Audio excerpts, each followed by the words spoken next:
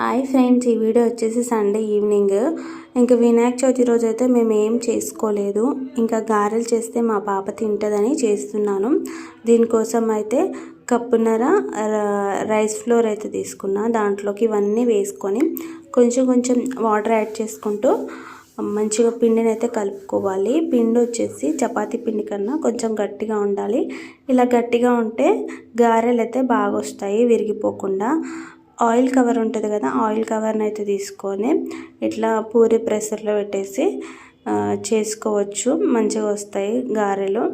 కొంచెం ఆయిల్ కూడా అప్లై చేయాలి. ఇది నూనెలో వేసినప్పుడు కొంచెం నూనె అనేది గారె పైన పోస్తే మంచిగా క్రిస్పీగా వస్తాయి గారెలు అయితే. ఇంకా నేను అప్పుడప్పుడు వేస్తాను, నాకు అది పెద్దగా ఏం చేయడం రాదు. దీంతోపాటు నేనైతే చొగళ్ళు కూడా చేసిన. ఇవి మేమైతే చేసుకుంటాం మెదక్ సైడ్. మీకు తెలుసా? కామెంట్ చేయండి తెలిస్తే.